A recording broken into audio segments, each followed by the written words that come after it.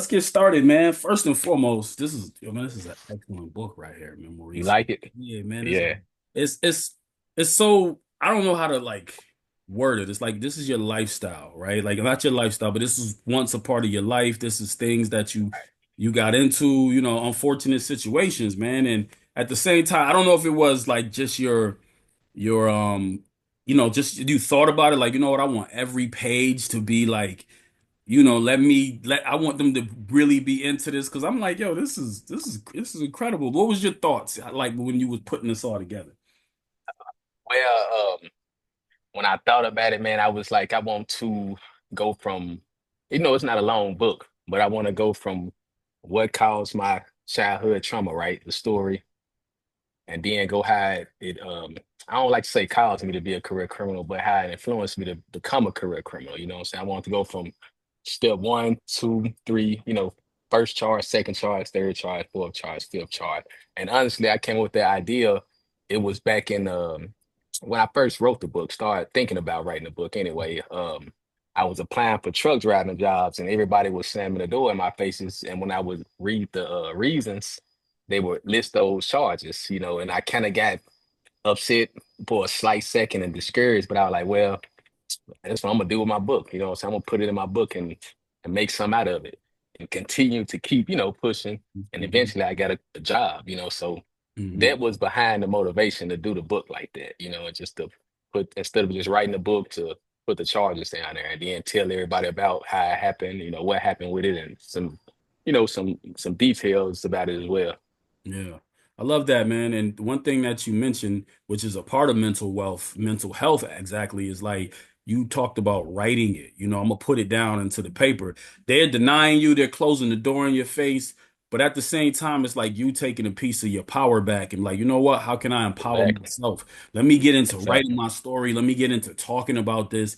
Let me get into a space where not only is it okay, this is a limitation that y'all are, you know, telling me that I have, but also I'm going to turn this into the ability to talk about it, be creative, and possibly, you know, be, take this story bigger, right? And influence other That's the young men. plans. Yeah, so Yeah, that's my plans. that's great, man. You mentioned in the beginning of the book, because I didn't. The thing about me is I didn't want to finish too much of the book at the same time because I still want to be curious when I talk to you about this. So your father, unfortunately, he passed away. You know, what was going through your head when you saw that? What was like happening within yourself, man, at that time?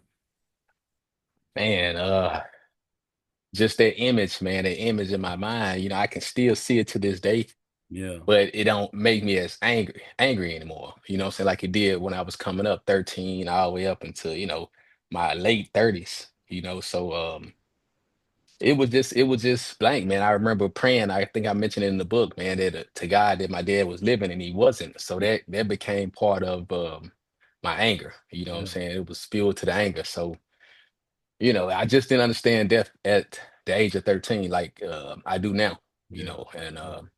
and it did something totally different to my mind. I talk about therapy a lot for situations like that. I should have talked about it in the book, so I should have took the therapy that my dad job offered, but at the time I didn't understand therapy. I didn't understand that it was for to help me through those feelings and emotions, you know what I'm saying? Not to change the situation. Because I'm thinking like it's not gonna change that, and why do it?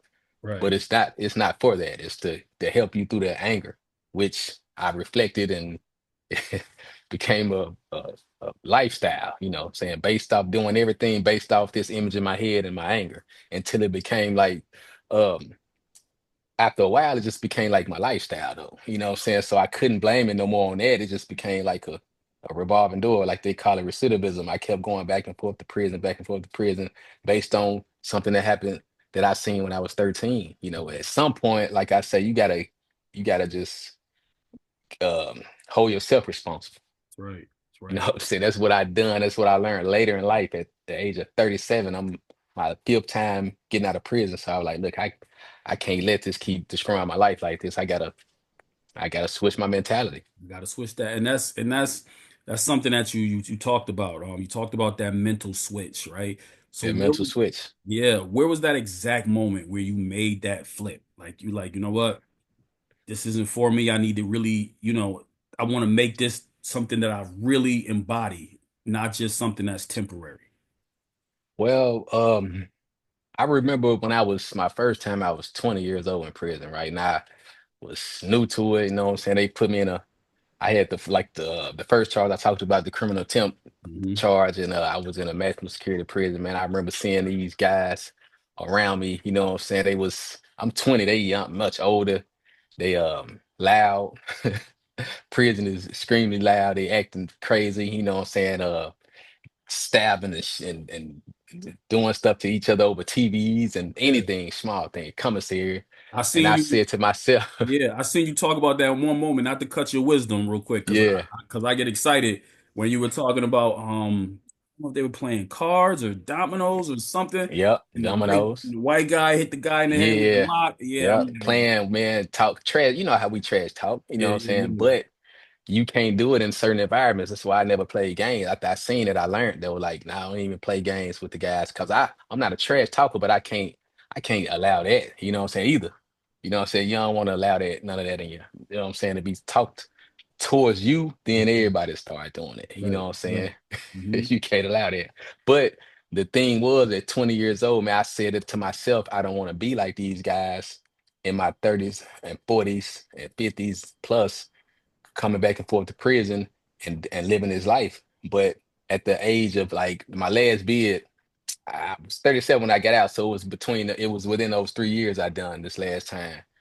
It clicked, and I remember what I said when I was 20, and I was like, "Well, wow, I'm almost that 40-year-old guy that I said I didn't want to be." You know Right, what I'm right. saying? Yeah. So from that was the initial mental switch right there. I was like, "Oh wow, I'm never gonna do this again." Mm. And then when I found out the 13th Amendment, when I came across that some way, that's why I named my book Five Times a Slave. Huh? I realized that I was continuing to put myself back in slavery due to the crime that I committed. So that too was like, I was like, okay, I'm never coming back, man. I'm not doing this again. I don't know what I'm gonna do, but I know what I'm not gonna do. So I'm not gonna commit the crimes, do the stuff I used to do, sell drugs, do drugs. And so I was like, hey, gonna get out of here and find out what living life is about. Yeah. If you just tapped in right now, we because I know people gonna watch it and catch it in the middle. We tapping in with my brother Maurice Ford with his book, a very life-telling book here, Five Times a Slave. So y'all need to go check that out. It's on Amazon, right? And Kindle. And it's on Amazon, Kindle, Mhm. audio book, also on my website, fivetimestheslave.com. That's right, that's right. Autographed copies there. Yes, get that. You mentioned recidivism, right? And the one thing that I know about that, if they say if you have been to jail longer than about 3 to 4 years, I believe your chances of going back is like 80%. So Yeah. my question to you is first of all, what was the longest you were in jail for? The fourth and the fifth time I did 3 years each, Hmm. right? I stayed out the fourth time probably about a year, Yeah. something like that. And Hmm. I went right back, within probably after a year and did another 3 years. So that's the longest I've done. The fourth and the fifth time I've done 3 years each. And the fifth time was a result of the parole board not wanting to release me, Right. because they was like, man, what is you doing? Keep basically kind of like the same charges, possession of firearms, drugs, coming back and forth, you Mhm. know, they gave me it was nothing I could explain to the parole board why I was carrying a gun as a convicted felon, so Yeah. all the excuses, or I felt I was justified. It was, they it's another thing too. Just kind of like the job thing. They see what's on paper, Yeah. right? Yeah. So that's why in the book I wanted to let people know where this stuff came from. Even family members didn't understand until I wrote the book. They were like, "Oh, okay, I see what Yeah. you was going through." But they was right there.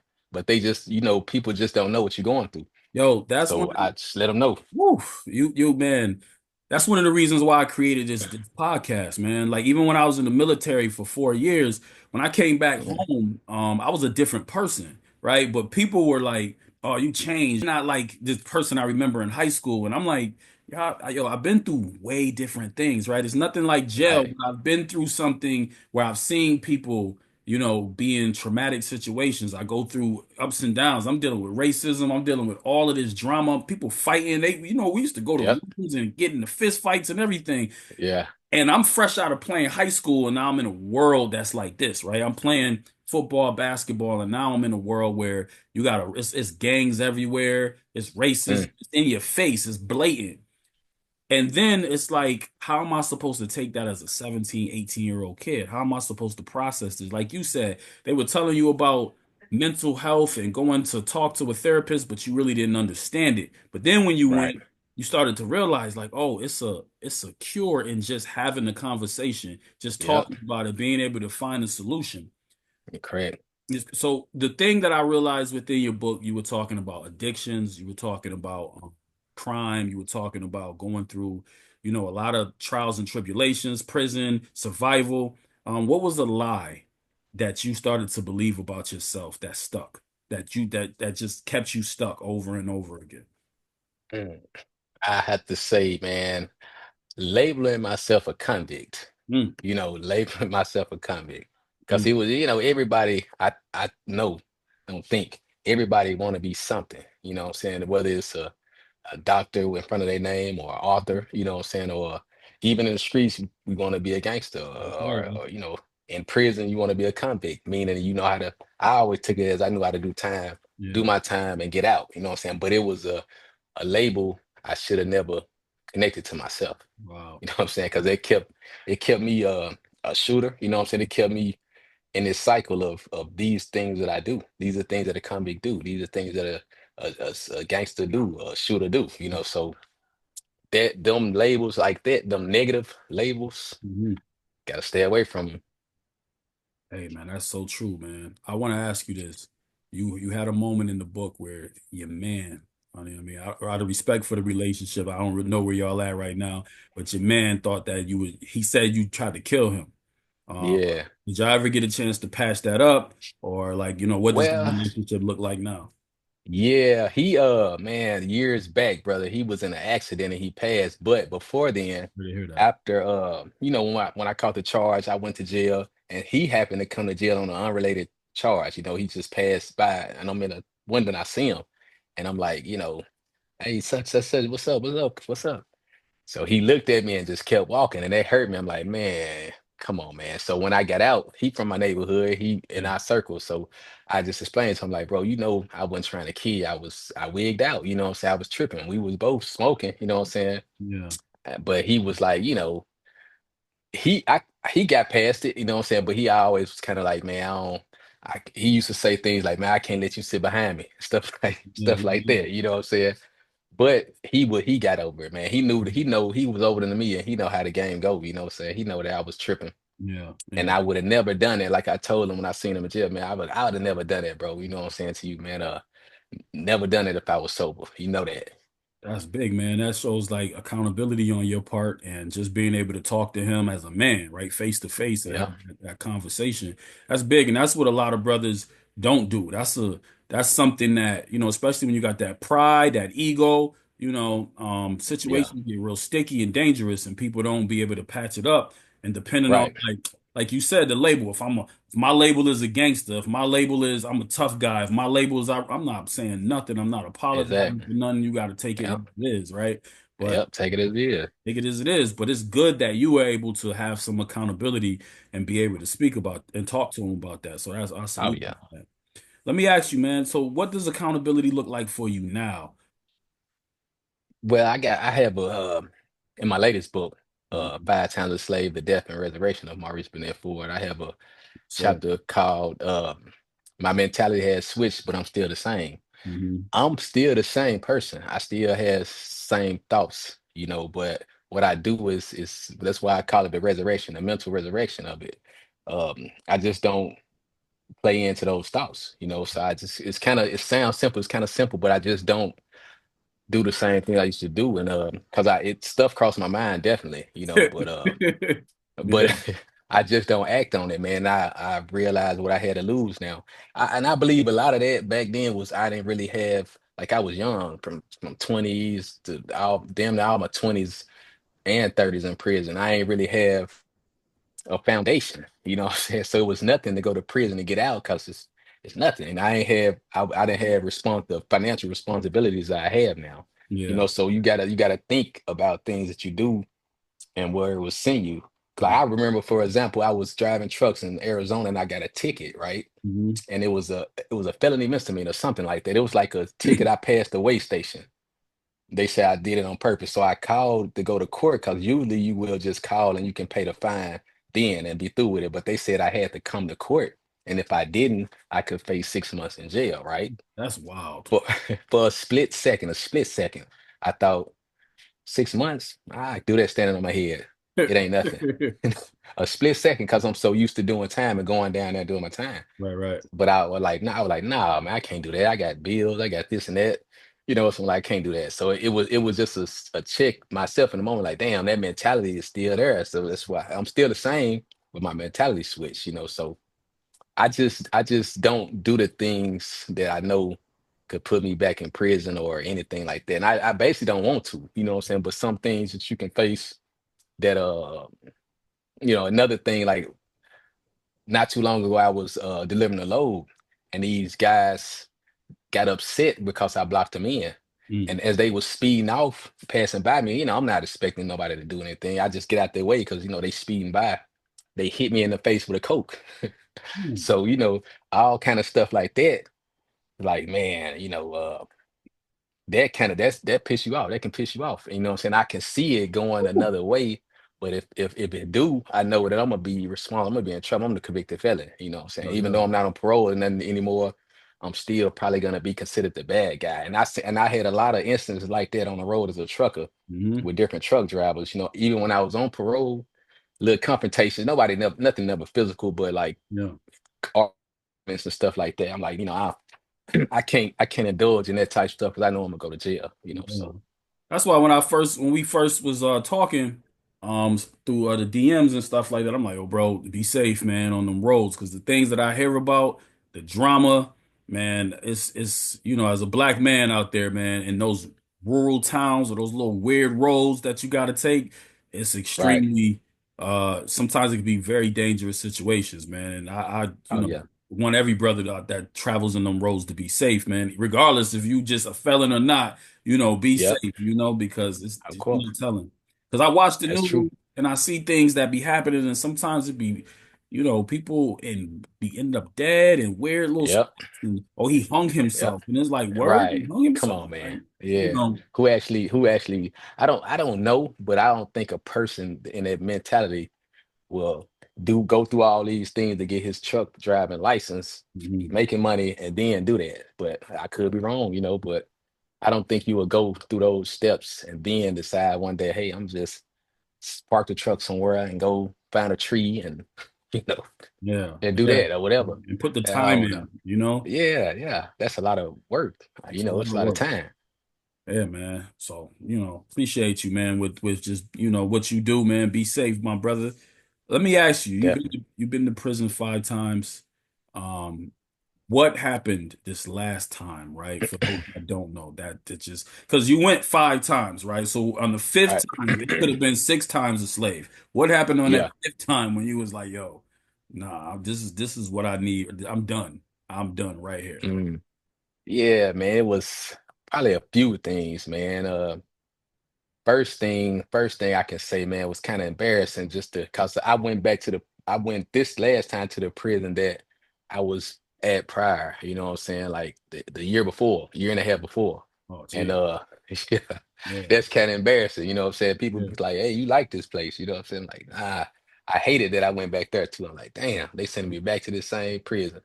And visitation because it was kind of like 30-40 minutes from my mama's house, so she was to come and visit me and bring my nephews and stuff like that, right? So I'm seeing, it's like I'm in the visitation room one day waiting on her to come in. I seen her come through the door and it kind of like my eyes just opened, you know what I'm saying? It's kind of like I seen her getting older and moving slower, you know what I'm saying? Then I seen 3-4 years ago, you know what I'm saying, back in the past. So I'm like, that thing right there, like, yeah, I can't do this no more. You know what I'm saying? I can't see her like this no more. I gotta be out there in case she need me or one day when she need me or whatever. You know what I'm saying? And what I've been doing, man. I just seen that and I was like, yeah, this the last time.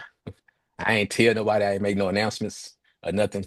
I just mentality, man, put it in my mind like, yeah, Yeah. I'm not doing this again. You know what I'm You saying? I know, don't know what I'm gonna do. I'm not I, just not doing it again. I love what you said, the mentality. I put it in my mind. You made that mental switch. You Yep, decided right then and there, which is one of the keys to success is like if you want to be free, you have to start feeling like you free. If you want to get to the yep, bag, get to the make money, you got to start feeling like money. If you want yep, to be a person that is, I want to manifest vacations and traveling and all of these things, you got to start feeling like a person that is getting on that level, that's moving to that level. Something right. you simply was just like, you know what? I still have those thoughts, but now I've made I took it upon myself to say, nah, this is the level that I'm on. This is where I choose to be. I don't want to see, my granny, walking in, coming older and older every single year. I now Yep. want to be in a place of be out. I'm free. I'm healthy. Regardless of whatever's happening, I'm not going back up in here. Man, that's another thing too, man. My mom used to come visit me every weekend, but she brought my grandma down at one time, and Hmm. they turned them around. I'm like, that's they turned my grandmother around because she had a rod in her leg, and and she couldn't pass through the metal detector. That's And they knew that, they explained she an 80-year-old woman, what yeah, she ain't bringing nothing in here, but things like them, like man, my family ain't got to go through that, man. They can see me when I come to town every year or whatever. yeah, Call me anytime they get ready. You know what I'm saying? They ain't got to go through this. I'm putting them through this. yeah. So that was like all those things was just eye openers, bro. Man, that's real, man. I remember I was in the military and I got on with this thing called restriction, which is like it's like you get on you got to stay on the boat for 30 days. You can't go nowhere. 30, Hmm. 45 days, depending on the type of crime you get accused of. And like, I was hanging out with the wrong crowd. We was involved in some weirdo stuff, but they kept me on the boat for a while, right? And then my mom, they came to visit me. And when my mom came, she came with my brothers. They came to see me in Virginia because I was stationed in Virginia. I couldn't Right. get off the boat. I couldn't go hang with them. They in Virginia Beach. Mm, I'm in here fighting. I'm in here getting in trouble. I'm in here. It's basically like a lighter form of getting locked up, right? Like they have it the is. Yeah. right, but then you get locked up. So I'm sitting there and I'm just like, yo, this is wild. But it wasn't on my mind, like it didn't dawn on me until years later that my family was affected by that. Like my mom told me when she Yeah. left, she was crying. My dad was just like, "Well, there go my boy," and he was like, "Man, my son messed up. He was supposed to like go there and just do his job and get out, but he messed up." Like my family was really feeling that, but me, at the time I wasn't thinking about it at all. I'm just like Right. I'm enjoying. I'm just It's like, yo, you. it is what it is. We was fighting. Boom, boom. Exactly. Then when I start like, oh, this really affects my family. This puts them in a bad space where I can't hang out and kick it with them, man. Right. Of So I hear what you're saying a little bit, man. Like I hear what you're saying. I feel you, but I course. definitely, Yeah. understand you, man. So let me ask you, man, for young brothers right now that's feeling lost, that's struggling or successful, um, what type of advice could you give them? Just helping them know the difference between, knowing better and doing better. Man, I like to tell people, man, I talk about it a lot in my speaking engagements, man, that I have. Um, no matter what situation you in, you could be successful, you could be not, you could be struggling, you could be a young adult going through whatever or wherever you at. Mhm. You can't change. Sometimes, a lot of times, we can't change our environment. Just up and leave, and be gone and stay away. Right. Um, but what you can do, man, I believe in it. Is and I still work on it too. Picturing your switching mentality. Picture you doing right, making that switch, whatever it is you want, Mhm. something positive in your mind, man. See it every day. See it every day. Like I did when I was in the cell, man. I used to picture the life that I wanted to live. I used to picture myself not committing crimes, not doing drugs, not doing whatever they keep causing me to come here. You know what I'm saying? And just and until it became a reality, you know what I'm saying? And it was harder. It seemed harder at first to picture the things that I wanted to do that was positive. But I had no problem picturing the things I seen that was negative, and I did them. You know, so it was like natural. I had no problem doing that. But it was harder to see myself doing the right things. But like I said, start in your mind first. So you got imagination. You can do whatever you want to in your mind. It's basically like using your imagination Yeah. until it gets normal and Yeah. until you take that first step to doing something that's right and continuing to do it, you understand, man. Yeah, you can do it, no matter where you at, man. I was asked a question one time, the fourth time I was in prison, I had to do a 6-month program because I had some drug charges. I had to do a SATP program. It's like a drug program, right, to get Hmm. out. And a guy was saying, man, I'm clean now. I got to go back to this environment. But I was telling him, look, man, once you decide that you straight and you're not gonna do it again, you won't. It don't matter where you at. You could be dead in the middle of your neighborhood. Right. You're not gonna mess around. And That's I right. can attest to that. Even though I got out of prison basically and just hit the road, basically. You know what I'm saying? But I was in my city until I done that. But I didn't go around, you know what I'm saying? I was kind of like a loner, you know what I'm saying? You can't put yourself in situations like some brothers will get out and try to save everybody else. You can't save everybody, man. You can't go back into them environments like that, you know what I'm saying? Until you get in your mind that you're not gonna be involved in it, Mm. you know. So Mhm. sometimes I encourage change is great, you know what I'm saying? If you can move and leave your environment, that's great. But if you can't, it starts here. You don't have to. Yeah. Yeah. I You know what love I'm saying? You that. don't have to. I love that, man. It's the power of your mind, man. Like you talk Yep. about flipping your mindset, man, and being able to focus now and say, you know what, I'm not gonna get back on that time, and I'm not about to go in there and do those things. And another thing that I'm glad you talk about too is you're not perfect. You're not sitting here saying like, Boy, yo, I did not by far. I did it as good because you're talking Yeah. like, yo, no, I did it. And sometimes I be thinking about like, but you know what I do? I also come back, I get back to reality for a second, and I say, Yep. nah, that's gonna get me locked up. That's gonna Yeah, it's get gonna, away from my yeah, it's family. thoughts, it's choices. You know what I'm saying? At first, it was none of that reasoning with myself at Mhm. first. You know what I'm saying? But once that switch happened, that mental resurrection happened, Yeah, it was yeah. like, yeah, and another thing, one of the things I feared is being old and in prison, and that's another thing. Going back to the other questions you were Bro, asking me before, that yeah, I felt embarrassed to be there at yeah, 34, I think, and I got out at 37, but I felt embarrassed. I felt too old to be in prison because I went when I was 20. It was cool, you know what I'm saying? We working out, doing everything you do, and I'm still doing that at 34, but I'm like, man, I'm too old to be here. I feel it's crazy. It's too many young guys. They wild, you know what I'm saying? bro. I gotta stay ready, you know what I'm saying? Yo, Stay ready at bro. all time, you Woo. know. I'm like, yeah, I'm kind of too old for this, bro. I can't keep doing this. And then they do nothing. People having health problems, and nothing happens fast. Yeah, You know yeah, what I'm saying? They're not gonna be like, oh, hey, get them an appointment to see a doctor yeah, outside of these walls, because these yeah. ones in these walls, they ain't really no doctors like that. You know what I'm saying? So, and Man. one more thing on that, I had to go to a doctor on the outside, right?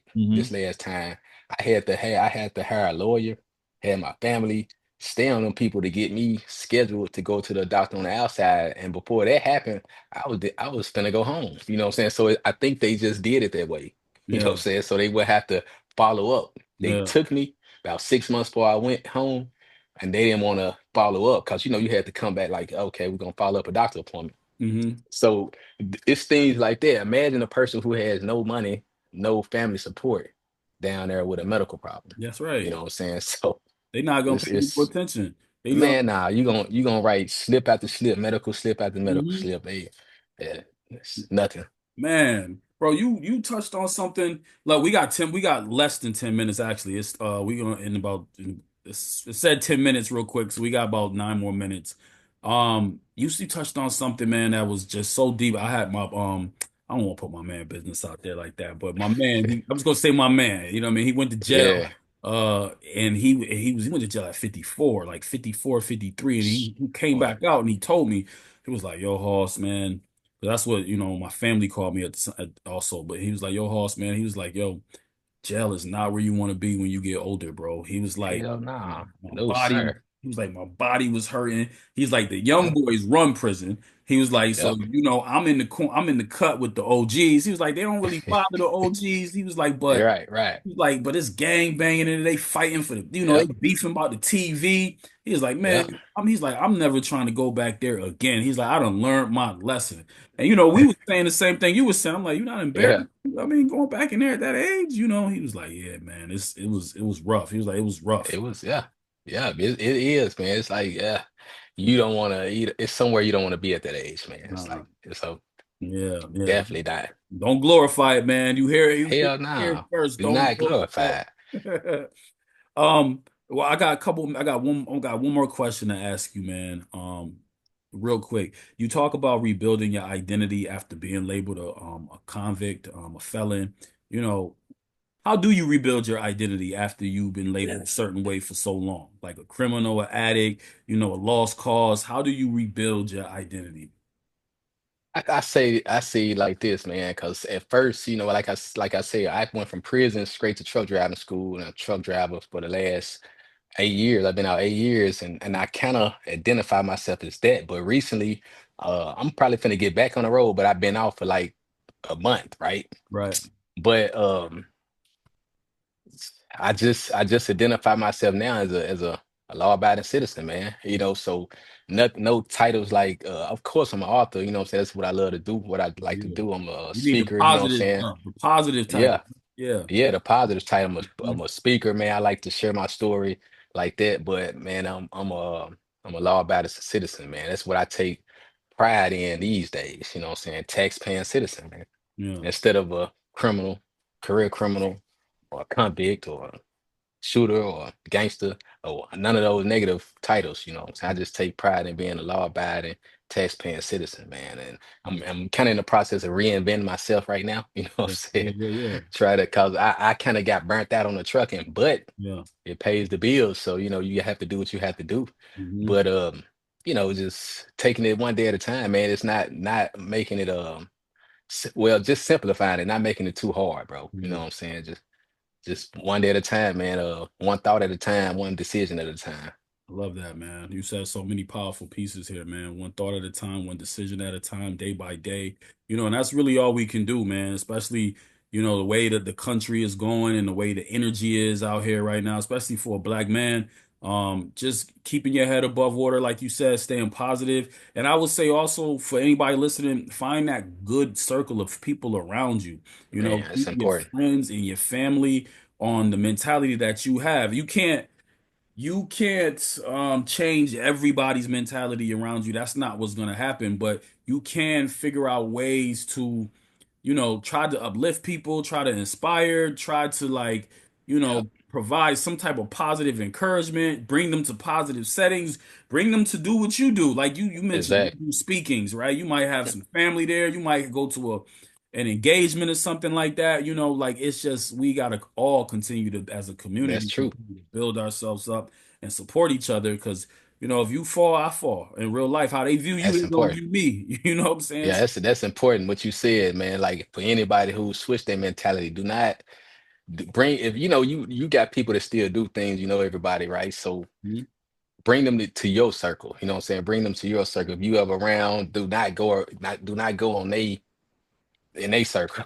You know what I'm saying? That's how you get in trouble. That's how you go back. That's how you And that's how take you the get charges. involved in stuff exactly that you want no part of. Bring Mhm. them this like when I go to my city, I can't go to the places where a lot of people I know hang out or be because there's nothing there I need to be involved in, right? Yeah, So what I do is hey, y'all, I'm here in town, come to this neutral place. Y'all want to see me. You know what I'm saying? Or holler at me or whatever. And you just gotta move different. yeah.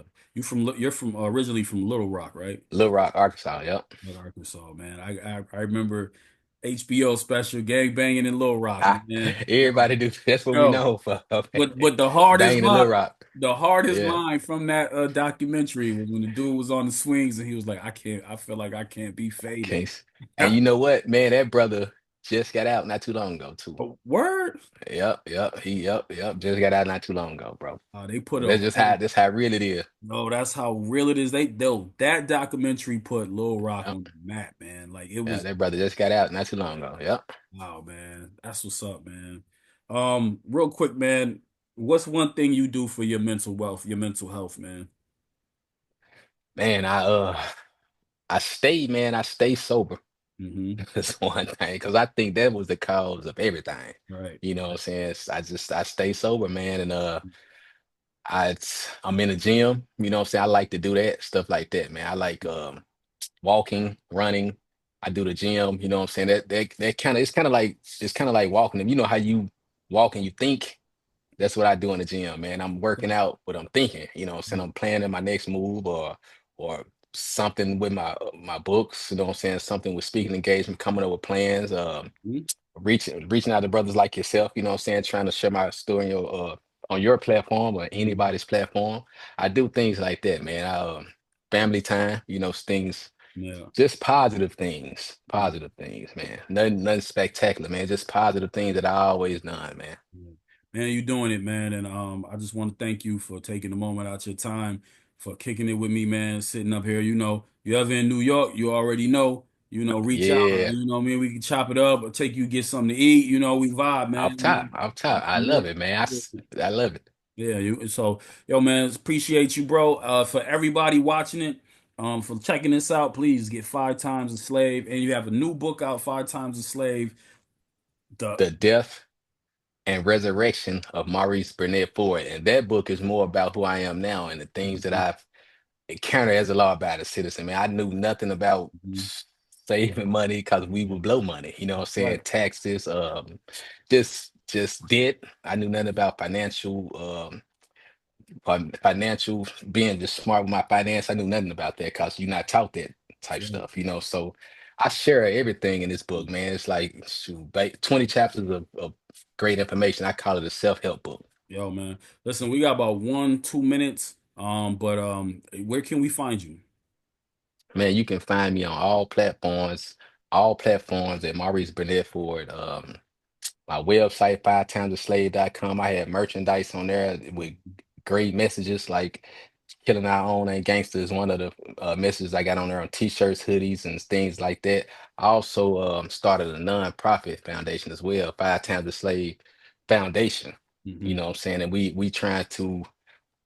working on switching the mentality of the youth. You know what I'm saying? That's the aim of the foundation, man. Love it, man. And I say this to you too, bro. I see you, man. I see you doing your thing. I want to salute you too, man. I see you in the schools and Yeah, yeah. doing positive stuff, man. I love that. You know what I'm saying? I love that. I was like, that's brothers I need to connect with. That's right, man. I appreciate you, man.